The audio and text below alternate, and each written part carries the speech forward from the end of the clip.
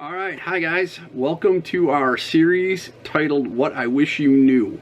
Today we're going to be talking to Ken and Kenita from SEMA Global Consulting.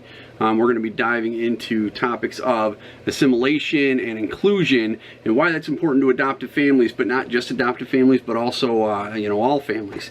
I did learn quite a bit from our time together, and I hope you all find and get as much out of this video as I did, so check it out.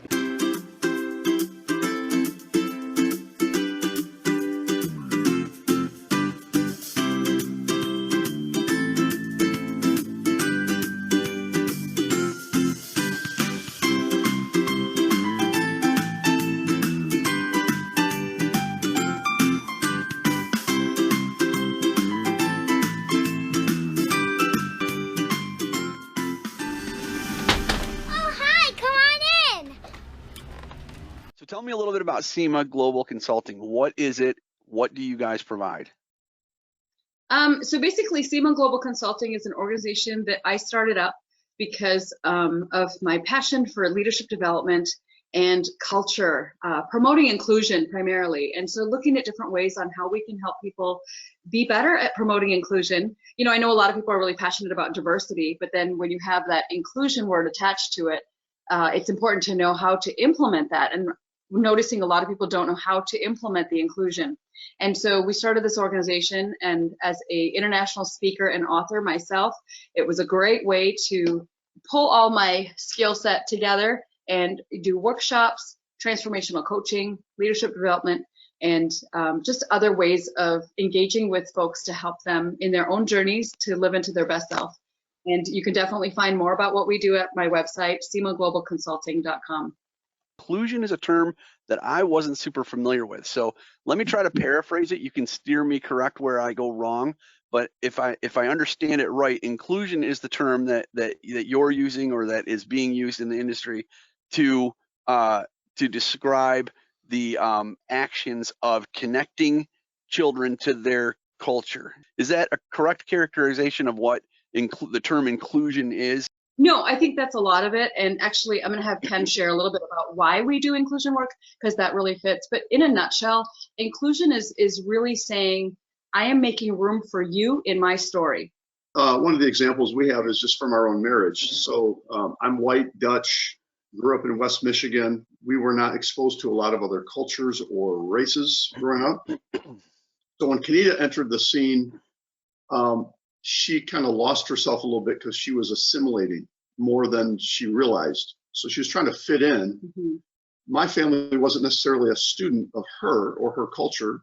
So she just, I think in the first few years, just tried to fit in and assimilated into our culture more than just identifying and celebrating hers. Mm-hmm. And because we weren't students of her culture, we didn't ask questions. I did personally, but my family didn't. And so when we started realizing that, oh, she's assimilated, she's kind of lost who she is. So I think the two polar opposites would be, inclusion would be a healthy way of saying, hey, how do I understand who you are? Versus assimilation being the other polar opposite of saying, I don't really care who you are. I just want you to be like me. You know, and we were told when we first got married by a few different people, and a few people actually said that you'll have trouble in your marriage because of your skin color. And it was because of our race that they thought that we would have a difficulty in our marriage. And, you know, Jay, you're married, you understand challenges in a marriage, or maybe your marriage is perfect. So, hey, great to know you.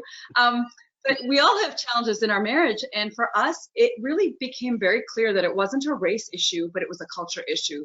And so when you fast forward and have, you know, biracial bio kids, but then also adopt a child, they're also bringing cultural things into the story, right? So culture is the water that we're swimming in. And so whatever water that child was swimming in is brought into our home. And instead of assuming that she'll get rid of all of it, we needed to learn how to make room in that space to include her in and embrace her and bring her into that. You know, I've heard a lot of people say that, oh, that child does not need to know about their culture because it's so painful. They're so angry at it. They hate it, this and that. And okay, fair enough. You know what? They might actually hate it, and it might actually be a really hard thing for them because there's so many triggers involved. But you know what? In my own personal story, I realized that was truth for me as well. I had so many negative feelings and thoughts about my own culture and my own ethnicity and my upbringing that I needed to do my own personal work. So do you feel, Ken, like there was an expectation from your family that she assimilate to your culture without any exploration of hers? I would say yes, but it wasn't necessarily known. I don't, it would have never been said. It was more about, what do we do with this woman who's not like us? It was just kind of an assumed thing. When you show up, we're going to do this. This is how we're going to function. So I would say it was never verbally embraced that, Kenita, we embrace you for everything that you are. It was just kind of a surface, I guess, acceptance. Maybe I would say it that way. Kenita talks a lot about the iceberg. There's these external or surface identifiers for what your culture is. And below the surface is a whole big iceberg full of beautiful aspects of your culture. I would say they stayed on the surface. And Kenita, could you feel that? Could you pick up on that? Well, that's kind of a hard question to answer. And I think it wasn't just in the family, but it was in the surrounding communities and the different relationships, right? That assumption that I step into things, doing things the way they're expected, right? Not knowing maybe. And that's that assimilation piece. And so initially I didn't really know much different except to just do it. And then over time in different situations that had happened, started to reveal the feelings of certain folks and their opinions and their perspective on what inclusion looked like, or what differences felt like. If something's different, then it's wrong. Those kinds of mindsets, and so those situations really revealed people's hearts. And that's when I started to realize how much pain I was really stuffing. And for those of us that struggle in these areas or that have had these challenges with race and ethnicity and culture and lack of inclusion, it's called social pain. And so I realized through these situations how much social pain I was really carrying. And, although my faith was a journey where I was really able to surrender and work through forgiveness and do my part in the reconciliation process, it was still a painful reality. And so we had to make different decisions about how to then navigate outside relationships, inside relationships, and then how do we then bridge that to our daughter with adoption, right? So she comes in with her trauma and understanding that, is this what we would call, is this sin? So bad choices, is this girl stuff, or is this trauma? And then the fourth one being, is this a cultural dynamic that we need to learn differently and how to live in that situation? Yeah, and it's so hard to identify exactly what that the issues stem from sometimes too. So I agree with you. Yeah.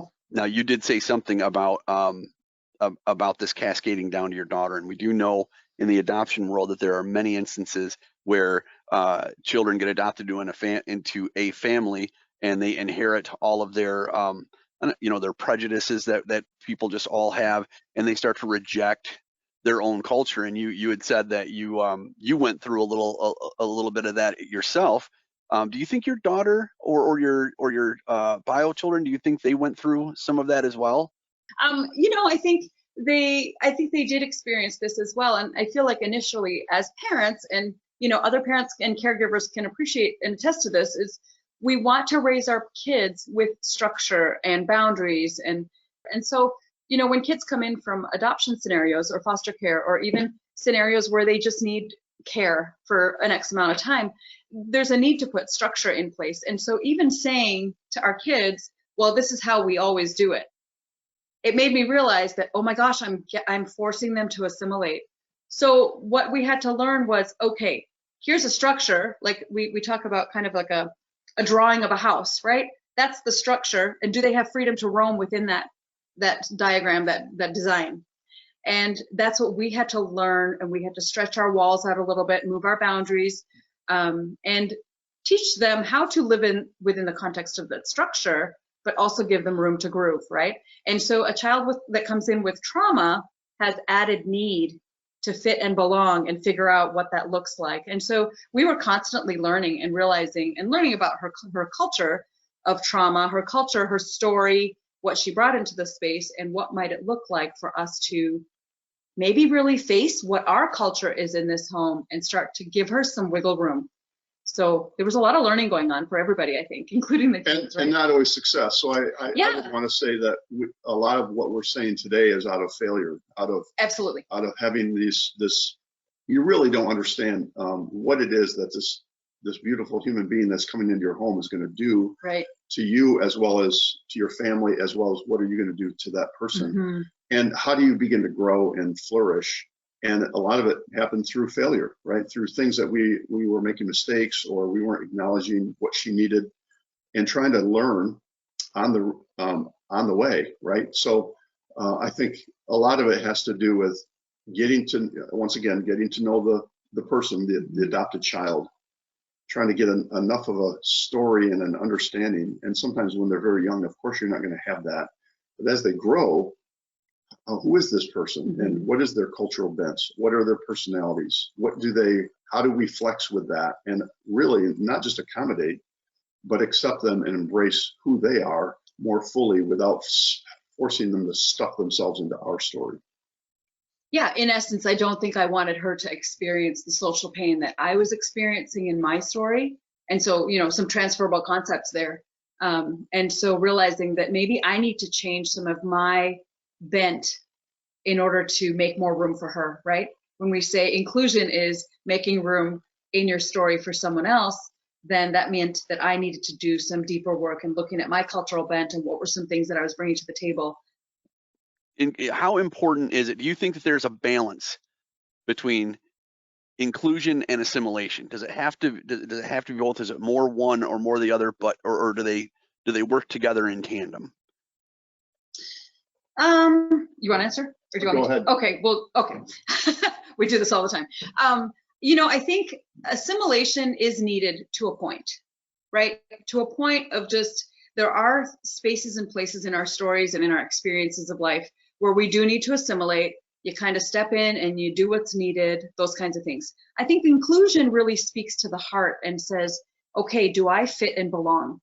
Right? So inclusion actually enhances belonging. And so I feel like that then starts to separate a little bit from assimilation. Assimilation suggests that we step into something and 100% be that. And it's like, I don't know that I can do that. I've often in my own story felt like a fish that's swimming against the grain, right? And so for those who know me personally are probably laughing going, oh, yes, she is. And so that sense of fit and belong comes up when certain people have made room and they accept me for who I am, along with my nuances, my cultural nuances, along with all of that. So inclusion then says, we're not just celebrating the fact that you look different, so diversity, but we're celebrating the fact and engaging and accepting, not just tolerating, what you're bringing to the table, that piece. And so you can imagine what a gift that would be to a child that's dealing with trauma and struggle. And so we assimilated her well into our family. She assimilated for the most part. She had that sense of fit and belonging, maybe didn't understand it, couldn't articulate it.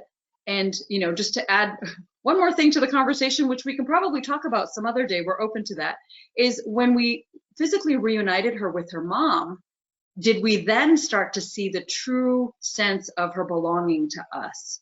It just allowed her that sense of opening up and becoming more of who she was supposed to be. And then we have been able to really enjoy a healthier relationship with her. Assimilation is for the person who's trying to merge into the life of another. So if I go to a fully Indian family, and so we have friends that are very Indian. When I go, I should assimilate and be willing and eager to assimilate into their culture. But I'm doing it as a student and as a friend and as somebody who's really honoring their culture. So I wonder if assimilation should be from the person who's trying to step into somebody else's culture. I should learn how to assimilate. I should learn how to respect and honor their culture. When it's somebody else coming into my culture, maybe from the person who's watching somebody else step into my culture, I should be maybe thinking about inclusion. How do I include them? How do I ask questions about their culture and start to honor their culture? So in some ways, maybe it's both sides of a coin. Mm-hmm. That we're wanting to do this beautiful honoring and respecting of each other's cultures. Mm-hmm. And by assimilating, I'm honoring the person I'm stepping into their culture. By somebody stepping into my culture, I want to honor them by inclusion, to honor what they bring and ask questions and get to know them and who they are from a cultural standpoint. I don't know if that makes sense, Yeah. but that's what I'm thinking. Here's the million-dollar question. How do we do it? What are the steps that we take? Families like ours that are adoptive families, we should automatically be doing it, but not just us. What about the rest of the world? What about the non-adoptive families that should be also incorporating this type of attitude into their own relationships? How do we do it? What do we do? What are the steps? I mean, we obviously get in touch with SEMA. Absolutely. I think, that's a great question. And, to your point, it's important to say that each of our experiences in our story allows us to learn how to do that. And so we could go in with our eyes closed and say, no, I'm an adoptive parent. This kid's going to do what we do as a family, and the kid's going to learn how to love me, but I'm not interested. Like, we're going to just shut that whole part of their world off so that they can grow forward. And I've actually met people like that, and it's a sad struggle. So have I. Right? And so it doesn't just fit there, but it's a great learning space for us. Marriage is a great learning space. Business situations are a great learning space. And so SEMA Global Consulting has put together a workshop that doesn't only address it for those that are adopted, but also marriages, also businesses, also any individual that's really interested in taking that extra step past diversity and really engaging in the work of inclusion, which actually challenges some accountability, because there's some accountability then that happens with inclusion work, right? So I actually have a couple of free downloads at the website on the workshop page. If people want to go there, and they can just give me their email, and then they get a couple of documents. One called Inclusion Enhances Belonging, and the second one is I Am Not a Racist, Now What Do I Do? And they're just practical ways that they can apply to whatever area that works for them and where they want to start that work, right? So as long as we have breath and are on this planet, I think we have a lot of opportunities in front of us to learn how to do that. Secondly, I think it's really important to have conversations with people in your life that are different than you. Okay, so it's not just different racially, but it's different culturally, societally, socioeconomically. Maybe they have different abilities, and so I think it's important to just say, pick someone in your story, go talk to them, have a conversation, ask them, is it that they have a voice? Are they at the table? And then do they have a voice? And that then starts to build our relationships, our village, our communities, and help us all grow forward together. You also do workshops, and you have a podcast. So are the workshops, so let's say, are they targeted towards individual families? Are they targeted towards corporations to learn about some of this stuff? What are they targeted for? And I'm assuming people just go to your website and sign up for them? Yeah, so our workshop that we do is based on a specific model that we pulled some information together, and then we apply that model to whatever organization we're talking to. So we have extensive experience with adoption and foster care. We've done, because that's where we talk about the impact of culture on trauma. And then I've done workshops for marriages, right? Two people come into a marriage and they might be monoracial, so one race. They might be both white, or they might be different. And so then they get to dig a little deeper into the cultural bent work and kind of implement that way. So we use the same model to help that. We've worked with organizations of leadership. So we've talked to the whole staff, done a workshop with them, the same model, but applied it to what work they do. And when they look at their staff and they say that they're all one race, and they don't think they are very diverse, they discover that they are actually culturally diverse as a result of our workshop. So it's really quite a great way for individuals to appreciate that they might not be in the place that they want to be, but they actually have some assets that they can use to help them grow forward. So yes, you can go to the website and shoot me a note through the contact page, and I will be able to then have an honest dialogue with you about what that might look like with your organization or your group. So that's the workshop. So I look forward to hearing from you all. The second was my podcast. So thank you for bringing that up. It's actually titled Growing Forward Together. And it is the tagline of our company name. So it made for a great title for my podcast. The topics on the podcast are really basically helping individuals that feel like they've hit a wall in their story and they want to grow forward. And so we use a variety of topics, mostly interview-based, where individuals get to hear about different topics ranging from finances during a transition to models of sustainability. We're just wrapping up a series of that. And next month, I'm really excited because we're actually going to be introducing the adoption and inclusion series that we'll be doing. And so that's what Growing Forward is about. And you can find it on about 7 different platforms. But again, if you go to my website, you'll be able to see the link on the blog and podcast page.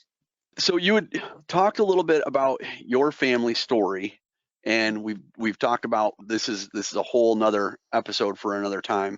But you've said that you mentioned that you don't know anybody that's got a story that's like yours, and I'll be honest with you, I've heard a lot of stories. I don't know anybody that's got a story like yours. It's a fascinating story. So tell us a little bit about why you think building a community is important in the context of your story that we don't necessarily know all of yet. Sure. Well, you know what? We truly believe that we were created to live in community, right? We're not supposed to be in silos. We're supposed to be engaging with one another. And it's important that we, really reflect that in our communities to show that we need each other. And so if you think about a child that's coming into an adoption and, the parents need a community, the family needs a community, we need each other to help in these really troubled waters or challenging journeys, right? So a community is a place where people don't feel judged and criticized, and that they're able to function authentically with the challenges that they bring to the table, but also the joys and the celebrations, right? Or the hang in theirs and the just the support. And in our story, I think we've had a lot of people being very faithful prayer warriors. They've been encouraging in the sense of us as parents, very generally. And sadly, when a lot of the challenges came up with what we were dealing with our daughter, there was absence, there was silence, there was criticism, there was, you should do this, right? And it's like, I think it's so important for us adoptive families to understand that every situation has a different narrative. I think what we were saying for us is the fact that I'm East Indian. I don't know any other East Indian parents that have adopted. So there's that. And part of it is in the culture, there are some different beliefs around adoption. And then in the Dutch community, there are a lot of white folks that have adopted and outside of their race, right? So for the fact that we're married, it caused us to really learn, as we've talked about today, really learn different cultural things that we bring to the table, but then how then to deal with that with our kiddos. We don't know any other couples that look like us or have the narrative like us. And yet we wanted that, in order to have that, we wanted to continue to build support systems. And so that's why we tend to want to really encourage other adoptive families to really look into themselves first. What do they have going on? And then what do they need? And be really vocal about their needs to their community and to this village that we say is surrounding us. Yeah, and I would say there's some days you think you're going crazy, right? Absolutely. You're going, this is completely chaotic, and we have no idea what we're doing. So I think anytime that we can have collective communities around adoption, giving parents affirmation and acknowledgement of the challenge, that's a really good thing. Yeah, and this speaks to inclusion, right? In this Western culture where we are in America, it is very common for people to give each other their space. When you're going through something and you're going through some of those challenges that many parents do go through in the adoption story, in the adoption narrative, it sure would be nice to know that I wasn't being left alone to my devices, right? And then that we know that, no, hey, I'm coming into the mess with you. That's inclusion. That's a perfect example of inclusion. I remember one time there was a scenario that was going on in our home, and a particular person who was a fellow parent in the adoption world had texted me, and we're just texting back and forth while this situation was taking place in our home. And that to me was, he was in our mess with us, and we're just texting back and forth and talking about whatever. But it was helpful, right? Because it was a bit of a distraction, and we needed to not have full attention on that scenario that was happening in our home, but we needed to be present in that scenario. So it was a creative way to just know that, oh, there's someone here with us in this mess. Then the mess settles down, and we're able to move forward. So that's the important need for community and village, for people to be able to stand in the mess. And, you know, that's kind of what we're saying, is learning inclusion from that vantage point, but understanding that we're in a culture that's predominantly individualistic and private and has a silo mentality. Well, I'll tell you what, guys, I really enjoyed listening to you guys tell me your story. Is there anything that we're missing? Anything else that we need to add? Any final thoughts? No, well, maybe yes. I just really want to encourage parents to keep doing their personal work. And sometimes that means dipping into their cultural bent. And other times it means self-care. That's what I would say, is do your self-care and make sure you're, you know, taking care of yourself along with the family. Ken, anything? I just think adopted parents just need to know they can do this, right? Yes, we need others. We need a community of support. Some days are extremely discouraging, maybe, or lonely. But I think anytime you feel called to something and you do it, obviously there's going to be challenges in the midst of it, but hang in there and do what you need to do to not only survive but thrive. And I think take the long view, right? Realize that you're raising a child with trauma, with loss, and yet they have a story that God is shaping. And God is going to use that story. And I think that's the beauty of watching them grow up and realizing, oh, they're gonna become parents someday. They're gonna become people that are adults who have to figure out their own stories. And you're shaping it. You're giving a voice to it. And I think that's the hope and the encouragement that I'd like to give parents today. So something that I think that I learned anyway from Ken and Kenita is that assimilation and inclusion are two sides of the same coin. They're not exactly opposites. They're related. But while assimilation, it's not a bad thing. It's just that it's only one side of the adoption relationship.